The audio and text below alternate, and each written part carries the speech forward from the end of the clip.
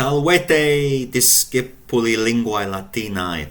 Hello everybody, friends and Latin learners. Welcome to another intermediate sentence challenge. Let's get straight into it. I'm going to show you a fairly short sentence on the screen. Pause it, see if you can work it out, see how quickly you can do it, and then unpause and go through it with me, guys. So it should appear around about now.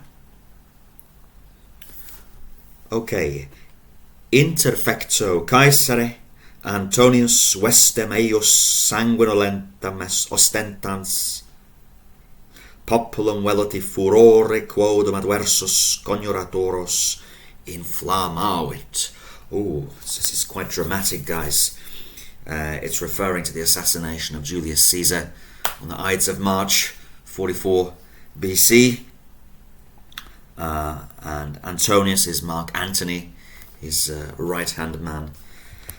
So let's see what's happening. Let's analyze this sentence bit by bit. First two words, interfecto Caesare.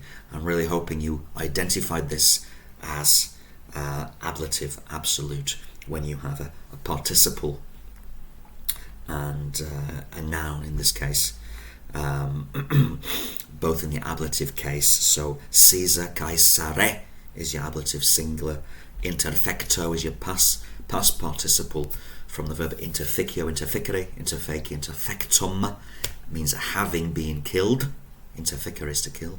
So Caesar having been killed, and that's ablative absolute. Absolute means cut off, divided. So that's sometimes referred to as ablative of attendant circumstance. It's giving some background information and context. Caesar having been killed, right? Let's leave him there because he cannot now function as the subject or the object in the rest of the sentence. Antonius, nominative, so he's a subject. Antonius vestem eius, vestem accusative from vestis, his garment, clothes, an item of clothing. Eius means referring to Caesar, so his garment of Caesar. Sanguinolentum, adjective, accusative case, bloody, blood-stained, blood-covered. Sanguis is blood.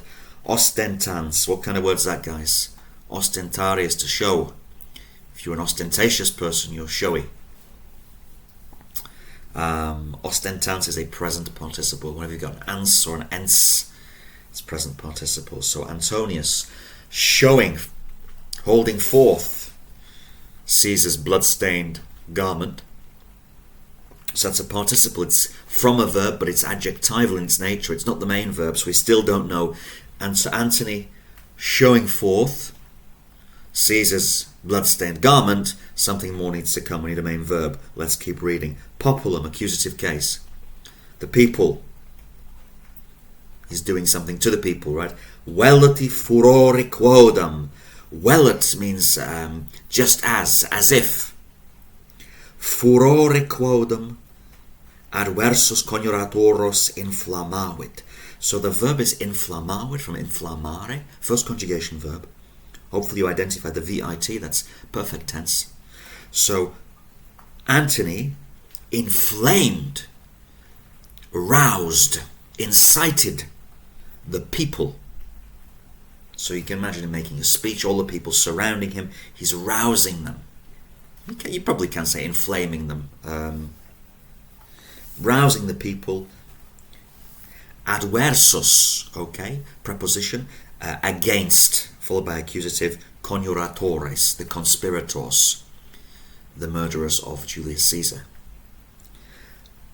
Antony showing forth the Caesar's blood-stained garment, arouses the people as if furore quodam is ablative case. Furor, quodum is from quidem, meaning a certain, as if in a certain fury or rage or madness against the conspirators. He rouses them as if in a rage against adversus, the conspirators. So your subject is Antonius. Your main verb, your finite verb, perfect tense, is inflammavit. Your accusative is your populum. Antony rouses the populace. And then we've got against the conspirators, and we open our sentence with interfecto Caesare, an ablative absolute or ablative of attendant circumstance, giving us background information, both the participle and the noun in the ablative case. We do have the absolute construction in English, by the way. It's called a nominative absolute, and it's where you present some information that you're not going to refer to again in the rest of the sentence directly. So, for instance, the door being ajar, comma, the door being ajar, we felt a slight breeze in the room. The windows being open, the children overheard the conversation. Something like that. So something's the case. The battle being over, nominative absolute, all the soldiers retire from the field. So that kind of thing. We have it in English, you've perhaps just not heard it referred to as such. Nominative absolute. In Latin, the participle and the noun or the other piece of information must go in the ablative case. Right, guys, I hope that was useful. I hope you now understand that sentence. Read over it again.